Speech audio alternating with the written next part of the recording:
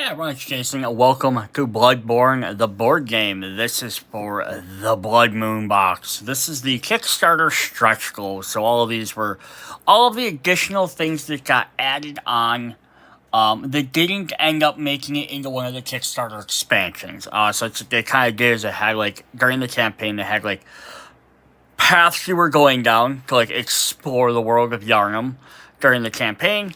And we had the backers had a choice between like one route or the other, and whichever one they chose kind of gave you what would have been available in the stretch goals. So normally, if you're from a CMON games, lots of times they'll have like, dozens and dozens of stretch goal characters and stuff. This one didn't do that. Instead, they had all the stretch goals ended up going into exclusive boxes, and that's how we got like Yharnam's Unseen Village and Murgle's Loft and stuff like that. So we actually only get a handful of things in this box. So what we get is we get 5 brand new enemies to fight, 1 new boss, and then 6 brand new hunters. So the hunters are always fun because that way you can mix and match and get some different options. If you only had the core set and you pick this up, that'd get you an additional 6 beyond the 6 that were in that set. Or 6? 4 in that set. So that'd give you a total of 10. And then there was also some more hunters in the challenge dungeon box as well.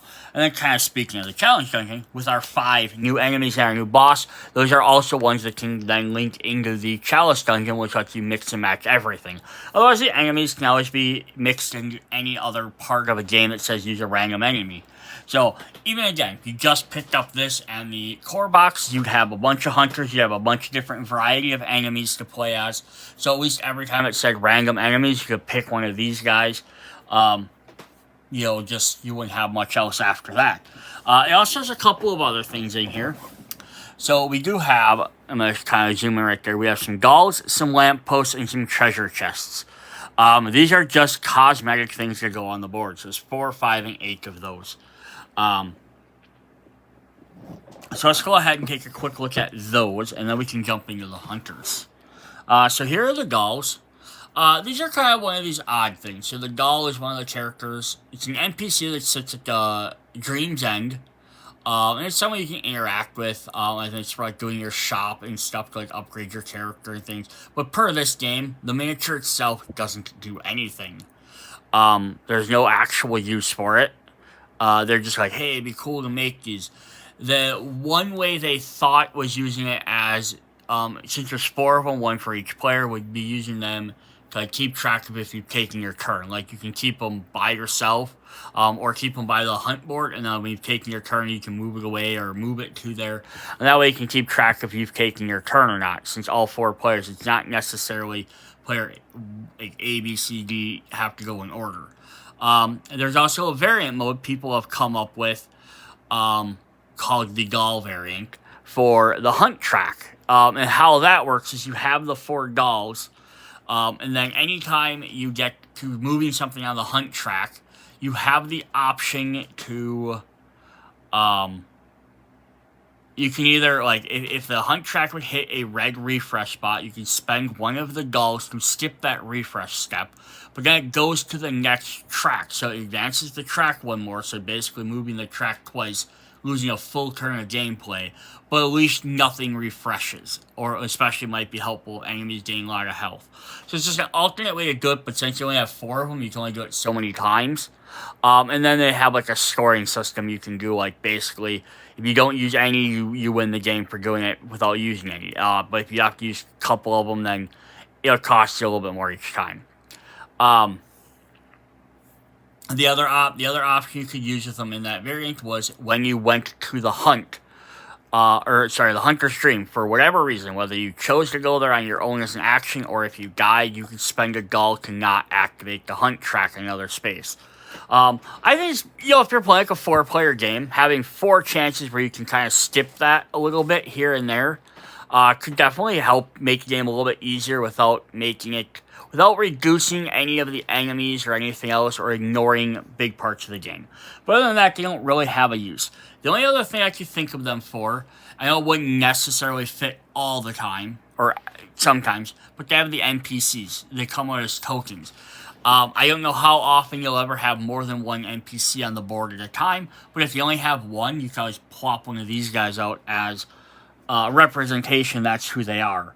Or even if you have 3 or 4, just put them out on the board. Then you realize, instead of looking for the token, you realize you have an NPC on the board you have to go interact with. Here are treasure chests, just to replace the consumable tokens on the board. Since all you do is you interact with a consumable, you pick it up, you draw a card. Just to let you get a little physical thing on the board, kind of like I just said with the NPCs. It would be a way for you to visually see where they are a little bit quicker. And then the other one would be the lamp posts. And we have 5 of these, and these would be the exact same idea. They can just go on the board, or wherever you place a lamp token, or has the lamp on the board, just as a visual reminder, so you quickly look down, you can see where the lamps are. So yeah, all 3 of them, they're just aesthetics. They don't do anything per the game, but they're kind of neat that way. Alright, then let's take a look at some hunters. Now, if you have also watched the Hunter's Dream Box unboxing, you'll have already seen some of these hunters, because in that mode they have the ability to fight against hunters as mini-bosses. So they have all these different guys in there, as well as one of the stretch goal Kickstarter exclusive boxes you could have got with that. But they don't affect how you play these guys or not. So let's go ahead and take a look. So we're going to start off with the Burial Blade. He's a big giant scythe. Let's take a look at our miniature there. And so if you did the Hunter's Dream, these are going to be the exact same miniatures. Just might be a different color. Those ones might still be gray. I think they're all gray anyhow. These are kind of like a tannish gray. Those are the enemy gray, so they're a darker gray, but they're the exact same miniatures. But very cool. Alright, so what does the Burial Blade do for us? So it says, before attacking, may move any enemy within 2 spaces into your space. Ooh, cool. So you can bring a guy to you. That's actually probably super helpful if you get some of these expansion ones where the guys have lots of move before they attack and stuff. He has 2 at medium speed, 2 speed. He has slash for 2 damage, arc and cleaver for 1 speed, and arc and cleaver for 1 speed. Both do 3 damage. So he's kind of a little bit slower character. And then he flips to his other side. He's going to have the Barrier Blade, where it folds up in half and becomes... It's actually looks like he just puts the handle away and he takes the blade part off. It becomes a little quick sword. It says, at attack speed, deal 1 damage to all other enemies within 1 space. So here he can kind of hit guys a little bit closer, depending on how fast he attacks. For fast speed, he has quick car for 1 damage, and he has 2 slashes for medium speed. So, yeah, kind of neat. So you can attack quick, you can do some mediums, and you can hit guys next to him, and then you can flip to his other side, and then bring guys closer, and then if you transform, you can hit him again and do some extra damage. He is going to have his pistol.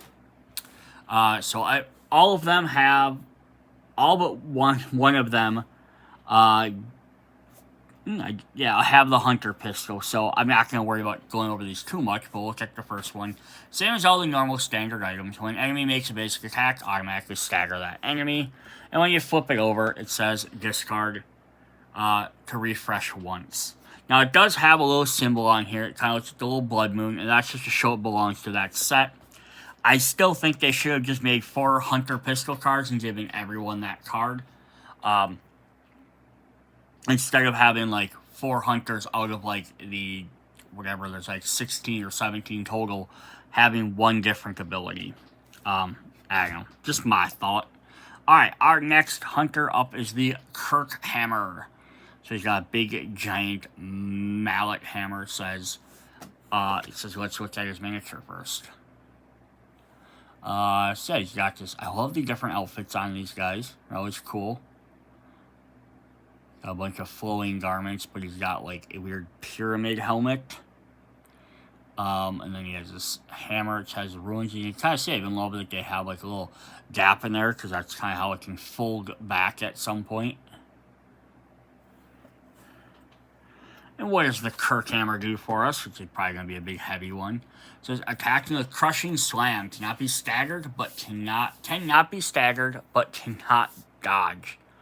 So you can't dodge with that attack, but it can't be staggered. And here we have heavy swing for 3 damage, or crushing slam damage for 4. Because crushing slam would defeat most basic enemies. There's a couple that have 5 or 6, 7. But lots of them are 4 or under for the basic enemies. So you could probably defeat them all in one hit. If we flip to his other side, he puts this big hammer on his back and he pulls a sword out of it. So he gets a sword. So each time you clear a slot, deal 1 damage to an enemy in your space. So quick stab for 1 damage, slash and slash. So that's not bad either. Yeah, and there you can do some extra little damage for clearing slots. We have some items that just upgrades that let you clear it, or playing dodges that let you clear them. So that could be very cool too. And then we have the Hunter's Pistol, which I'm not going to go over again. Same exact effect. Up next we have Ludwig's Uncanny Holy Blade. So we had the regular Holy Blade in the core set. See if I can get some of this glare off of there. There we go, a little bit better. So this is as far as I know, not having the super intimate knowledge of the game, it's the same weapon. I just think they called it the Uncanny version, so that way you know it was 2 different cards. 2 different cards, 2 different characters. But yeah, here's that model, kind of like a western-y garb. But they have the sword out, and then their sawed-off shotgun. It's actually the repeating rifle. And then there's the big blade for the greatsword, the double-handed greatsword part. So I do love this, where we have 1 miniature with the weapon on one form and 1 on the other.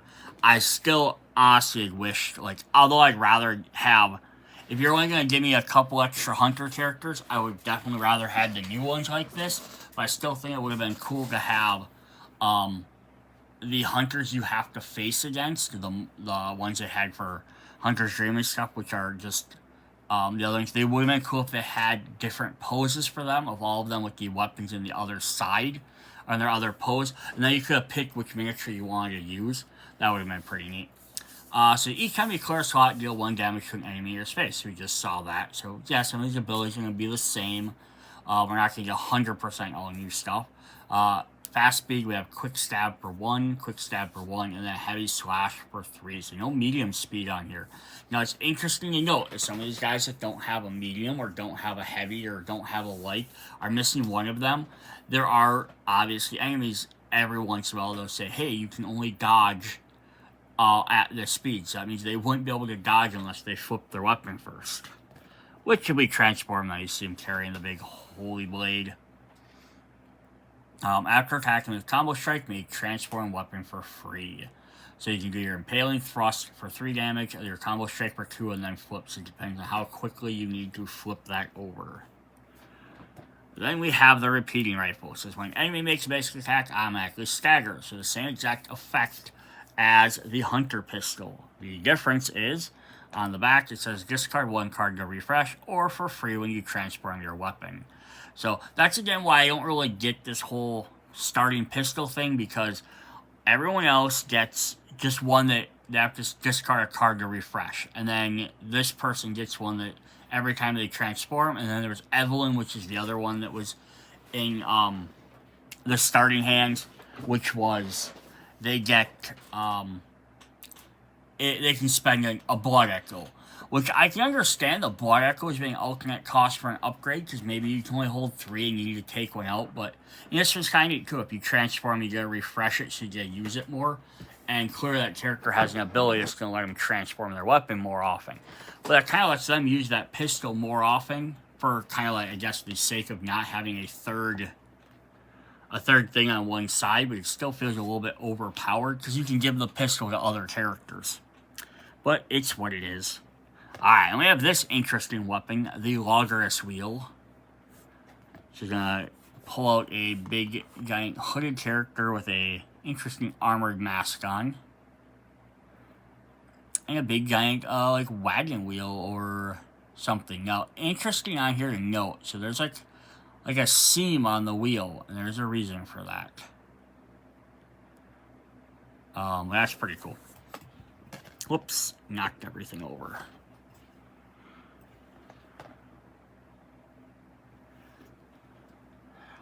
Alright, so we have the Logos field says on attack, heal 1 damage. So I'm guessing the other side usually does damage to yourself. So it says bash for 2 speed for 2 damage, slam and slam for 3. So a little bit slower character, but he's wielding a big giant wheel.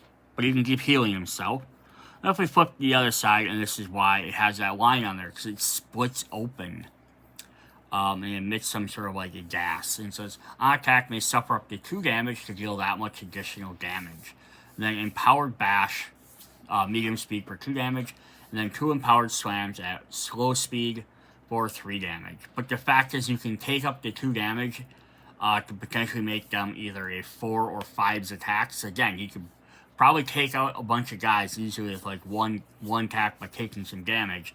And then if you flip him over, he just has to do trying to get some quick heals. But of course, being that he's at slower speed, it's going to be a little bit harder. So, but you could fix that by upgrading your deck to give you the cards that give you faster speeds. So that's definitely cool. And then he has a hunter's pistol. Alright, we got 2 more of these guys. Up next, we have the Blades of Mercy. So this guy definitely looks like a poisony assassin. He's got kind of that bird mask on. Alright, so this is cool. Here's double blades. Like a feathery looking cape. Winged cape.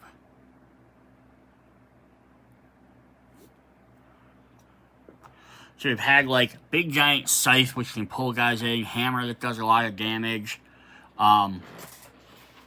The fast slow weapon, the more slow weapon. So I think now we're gonna have just a straight up fast guy if you want him. So combo finisher deals +1 damage for each filled slot attack. So a fast quick for 1 damage, and a combo finisher for 1 damage. So you know you'd be like, oh, he's not going to be very good. He can only do 3. He can hit quicker, but still he's only doing 1 damage each. But if you do quick cut, then now combo finisher at fast speed does 3 damage. I mean, technically you might even say it does 4 if it counts itself.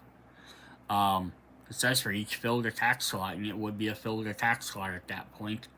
But yeah, it can do definitely some extra damage if you plan out your timings right. On the other side, and it doesn't care if you get it for an attack or if you get it for something else or an effect caused it. On the other side, we have the blades combined together to make a sword, which is kind of cool, like a little double-bladed edge sword there. Stagger can affect enemies at the same speeds. Now you can stagger a lot more often. And then slash for 2, and heavy slash for 3. So he goes a little bit slower, but you can keep staggering guys a lot more. And then he also gets a hunter pistol. Alright, then our final hunter is the Yharnam, which looks like a giant bald mace. So here's this. Plus we're getting like another female character. It's always nice getting some more of them. Carrying the hunter's pistol and just has a big giant heavy mace they're gonna beat you with. I'm not sure if the little holes mean they have gas or something that comes out, but I also kind of like the colonial look. Colonial, like, piratey look, which is kind of cool. Alright, so the Yharnam says, after transforming, the next attack this round is +1 speed and +1 attack. So once you switch to this weapon, you can definitely make your things a little bit better. It says a 2 of the 2 speed bludgeons with 2 damage, and 1 speed heavy slam for 3 damage. So yeah, right away you can also get a 2 speed heavy slam for 4 damage, or a 3 speed bludgeon for 3 damage, which is not bad. Now if we flip this over, it says after transforming to the next attack, this round gains +1 speed and +1 damage. It's the same thing for both. Bludgeon, and this one's just called Heavy Slam. So, unfortunately, it's the exact same abilities on both sides. They made this character the exact same either way, but now we have a little electric shock. But it's not even... It's kind of a bummer they didn't have at least name them different, I guess. Even if they're the exact same effects. But it's the idea is you're supposed to be switching back and forth to do extra damage. So the quicker you switch back and forth, you could be hitting for the extra speed and extra damage. Just kind of neat. She just gets the Hunter pistol. Now, if you gave her the repeating pistol, which every time it transformed, you could redo it. So that, like, if you can get a hold of one of them through the campaigns, or there are some available from beating the mini bosses. I was talking about the other hunters. That'd be a great weapon for her to have, because then every time you can stagger a guy with your gun, attack, then flip your weapon over. Now that's refreshed, and you get a plus speed, plus damage. And then now you can go ahead and stagger the next guy again, or have it ready for when they attack you. So that'd be pretty cool. Those are our 7 hunters and our extra little components we have. So now we'll go ahead and take a look at the brand new enemies. Our first enemy up is the Small Nightmare Apostle. So we got a spider. So there's one other campaign that has some spider-type creatures, but this is more of a regular-type spider. That one I think is a little bit more creepy spider. We do get 4 of these, though. And these are, spoilers alert, going to go with the boss. But they can be used outside of the boss as well. So they have 3 health, basic slash for 2 speed at 2 damage, special is numbing toxin, 3 speed for 3 damage, plus poison and stagger, where the ability is webbing. If the hunter does not stagger, they must dodge for 3 or discard all cards in their hand. That could be pretty devastating, right? If you can't manage to stagger them or dodge, they're going to discard your hand and end your turn. On the flip side, we have slash again. We have webbing at the bottom, but in the middle for special we have skittering leap. 3 speed for 3 attack. After this attack, move Small Nightmare Apostle 1 space away. So instead of doing the poison to, it's going to hit you and then run away. So that's kind of cool. Alright, our next enemy is going to be the Large Huntsman. So we have the hunt mob. We have the hunters. The huntsman? The huntsman's guy? I can't remember the last part of his name. And then we have like a third huntsman type character. Just like the guys that kind of roam around towards the beginning of the game. So here we have this bigger dude. All stretched out. Got some funky heels, like maybe he's like half werewolf. Spouting that, like maybe he turns into the werewolf at the beginning of the game you have to fight. I love the broken whatever he is about to beat you with. Oh, it's a plow. Gotcha. There's 4 of those as well. So he's got 4 health. So basically is plow strike. 2 speed for 3 damage. Special is death rage. 1 speed, 3 damage, stun. The large huntsman is slain unless it was staggered. Hunter suffers 2 damage and a stun. The ability Hunter's Favor. Large huntsman blocks 2 damage from the hunter's attack and then flip another card. On the reverse side, we still have Plow Strike. Special is Impaling Slam. 1 speed but for 4 damage. Stagger, stun, and stagger hunter's attacks of the same speed. And then he has Enraged again. Oh no, it's a different one. What was the other one called? Hunter's Favor, so it's Rage. Flip another enemy action. Large hunter's next attack gets plus 1 speed and cannot be staggered. So very cool. Very interesting. A little bit more of a threat for those guys. But it's also, you don't want to just have like these stretch goals be like super overpowered guys, right? You want to have some of them be kind of like ones you could just add into the game. Alright, our next one is we have the Loran Silverbeast. So if we needed a weird beast creature, this thing has a giant freaking head and it's turned sideways for some reason. It looks all furry. like it's a werewolfy type creature, but that face almost makes it look like it's some sort of aquatic beast. But it's also carrying a torch, which you don't see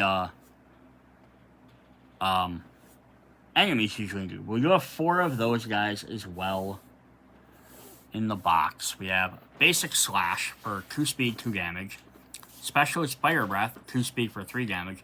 Cannot be dodged. Targets all hunters within 1 space. And ability is lash out. After the hunter's attack, unless their attack staggered, they suffer 1 damage for each damage on Silver Beast, or if it was slain by the hunter's attack. Ooh, interesting. Trying to remember though, do you reveal your attack first and then flip theirs, so you might not even have an option to react to that? Basic is slash. Special is torch burn. 3 speed, 1 damage. Stagger. Deals plus 1 damage for each speed on the hunter's attack. Oh dang, so if they attack fast, either you let them hit you with this fast attack for 1 damage, and you do something slow, or you try and beat him at his own game and potentially take a bunch of damage if you don't kill him. And then Lightning Nova. After hunters attack, all hunters in the 2 spaces must dodge for medium speed or suffer 3 damage. Awesome. Alright. 4th enemy is the giant lost child. We get another big creepy looking beast. Covered in, they like to cover everything in hair in this game. And it's just like decaying body parts. Almost looks like it's supposed to be like wood. Like wood and kind of like white vines or like white wood growing. As opposed to hair. But 5 health. Basic is smash for 1 speed. 3 damage. Special, Frenzied Stomps, 1 speed for 3 damage, but cannot be staggered. After resolving all attacks, make 1 additional Frenzied Stomps attack. And then ability is knockback. After the attack, the hunter must dodge at slow speed or suffer 4 damage and be moved 2 spaces away. On the flip side, we have Smash again. We have Specialist, Rock Toss. Slow speed for 3, stun. All other hunters within 1 space must dodge for slow speed or suffer 2. And then delayed throw. Make 1 rock toss attack. It can only be dodged at just slow slots. So if you dodge it too quick, he's still holding, waiting to throw for it. And he's like, nope, I seen where you went. Alright, our last enemy, we only have 2 of. It's the Merciless Watcher. A little bit stronger at 6 HP. They only gave us 2 of these guys. The big, giant, curved, butchered saw blade. I don't know what he's watching, but I'd be concerned about it. Interesting chain design.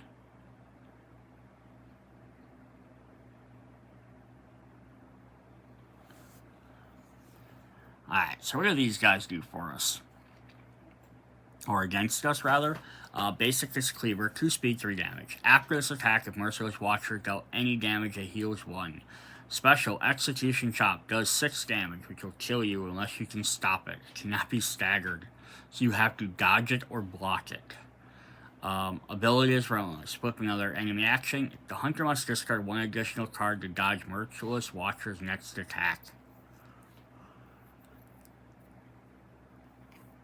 It could be bad if it's the Executioner's Shop. And then now imagine playing like with the Chalice Dungeon Rights cards and it gives them an additional attack, so now you have to dodge 7 attack. Alright, then he also has Cleaver for 2 speed.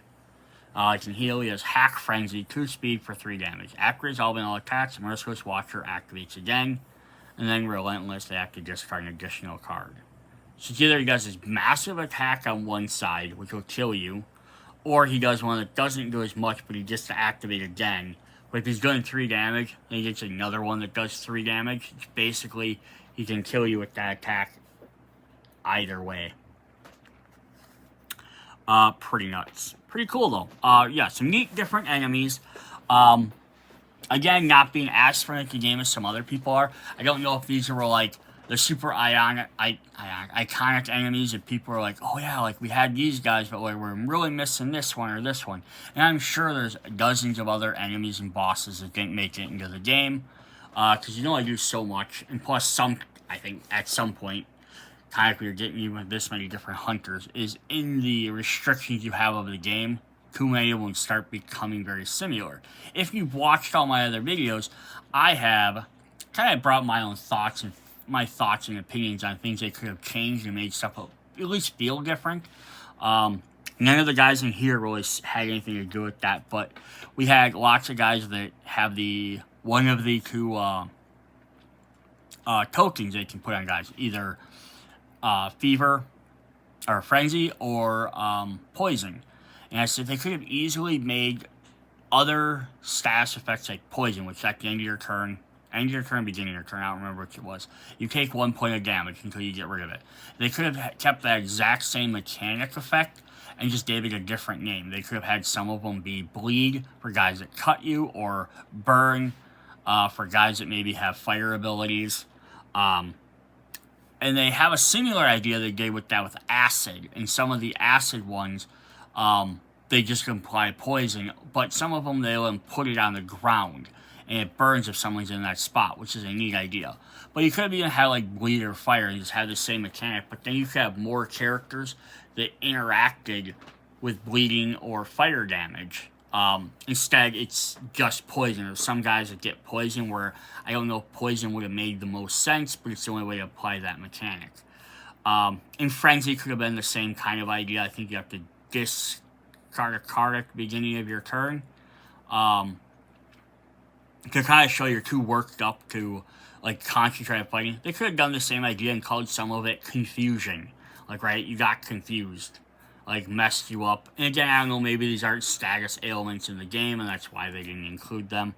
But that's just my thought, is it could have been the same mechanic, but then if you had more cards that could have interacted. Because there's a lot of stuff like, if you're already poisoned, or if you already have Frenzy, then this other ability that triggers. And they could have done more stuff like that, which would have been really neat. Yeah, so we had a lot of cool stuff in here.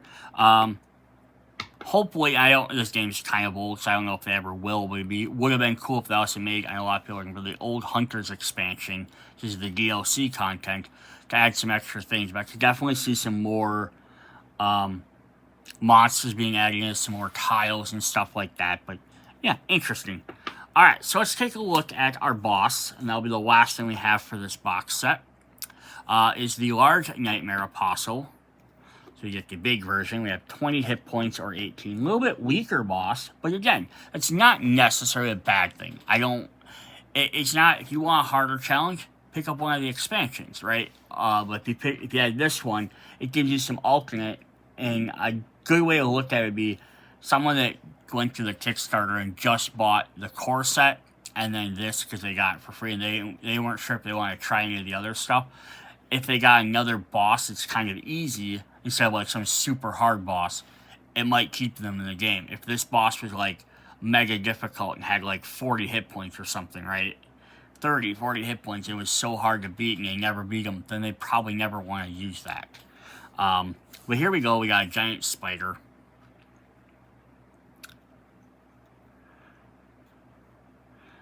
So yeah, little everything there. I like how it's coming down. That's a neat different way. Instead of having it be like that pose and just basically look like a giant version of the regular one. So we have our phase cards. For phase 1, we'll zoom in a bit here. We have Toxic Bite. 2 speed, 2 damage, just poison. If the hunter's already poisoned, attack deals +1. So we're just literally talking about that. Toxic Bite does the same thing. We have Numbing Toxin, 2 speed for 3 damage. The hunter is poisoned, they cannot dodge, and their attacks deal -1 damage. Skittering Leap, 3 movement, 3 speed.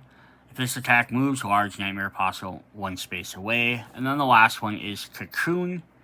If the hunter dodges at 3 speed, or discards all cards in their hand. If the hunter is poisoned, flip another enemy action card. So kind of like the small one, except this one does some other stuff to it too, called Cocoon. Alright, so phase 2, Slashing Combo.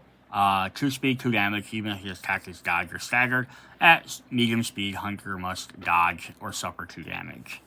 Paralyzing Bite, 3 speed, 2 damage, poison, stun. If he's already poisoned, gains stagger. Cocoon again, so if you must dodge at 3 speed or you discard all your cards. Leg Slam, targets all hunters in this space. If the hunter is poisoned, they must discard 1 additional card to dodge. And then Drain, 2 speed, 3 damage. If large damage possible, heals for 1 for each damage dealt. Hunter is poisoned, heals 2 damage, if any, dealt this way. So interesting. So a lot of poison and playing around with that. I'm really surprised it didn't have a spawning mechanic for the small ones. Who also have a poison attack. And then the webbing, which would have been interesting. Again, that's always something you can always do cool with boss fights if you want to play around with your Chalice Dungeon mode, where you're just playing more boss stuff and not doing the fights. Or some of the other interesting, you just want to customize your own stuff, is just have some enemies randomly spawn, or maybe not randomly, have them plan out and have them spawn. There are enemies in the game, bosses, that literally have ways to spawn enemies, and they do stuff. So I'm almost surprised that they didn't have one for this. I wonder if maybe originally they were planning on doing a mini bonus chapter for this, and then there would have been a card in there that said, because we had bonus chapters and other expansions, which then you could play in between stuff, and that would have been a neat one to add with this is, oh, you play a little bonus chapter when you get to the boss. It has mechanics that, like, maybe say put number of insight tokens on the card per player or whatever, and then you spawn them spiders, and each time one dies, you remove a token, and then you had to fight like 4 or 5 extra miniature spiders. So maybe that was a plan and they just didn't get to it. Not for sure. So one other thing I wanted to look at really quick or talk about before I end this is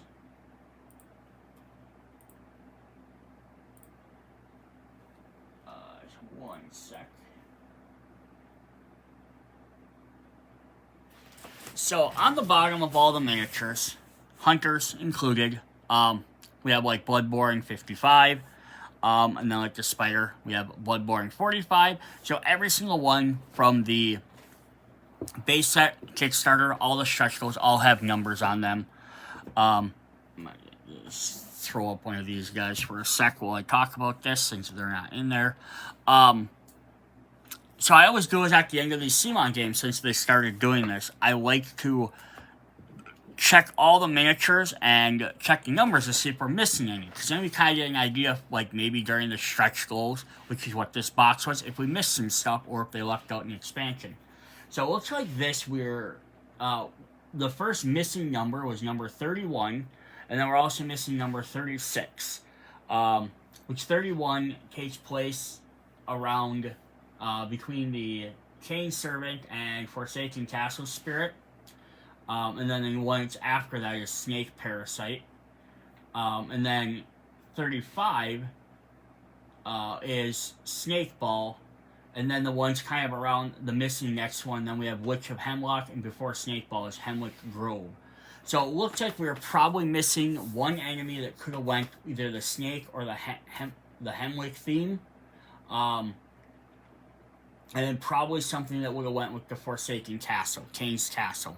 So we're probably missing an extra enemy in there. So if you're familiar with the game, you could probably tell me what enemy was in those areas that we didn't get. I know, like, I don't know the game that well. I've seen people play it and stuff, but I haven't played it too much myself. But I know there's, like, birds, and some birds we never got any birds, and maybe they just didn't want to figure out how to incorporate the flying mechanic into the game. The next one we're missing is number 48 and then 51, which 48 comes after Murgo's Attendant and Murgo's Wet Nurse. Then there's a space, and then there's Bellringer, and then Shadows of Yharnam, and then another blank one, then after that, some Hunters. So it looks like we're probably missing maybe something else for Murgo's Lock expansion, or with the Bellringers and Shadows of Yharnam. I forgot which set that was from. That might have been...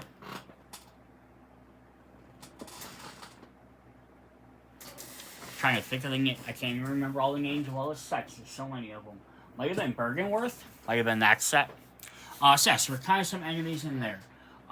Then we are missing 4 other ones of the set. So it's 1, 2, 3, 4, 5, 6, 7, 8. 8 total numbers we're missing. The next one actually comes in between a bunch of hunters. It's the Beast Claw Stake, and then Conqueror's Hunter, Burial Blade. So the thing is, 2 of those were in the Chalice Dungeon, and the other 2 were in this box. And then some of the other hunters are split up throughout later in the numbers. So I would assume we were supposed to probably get another hunter somewhere. And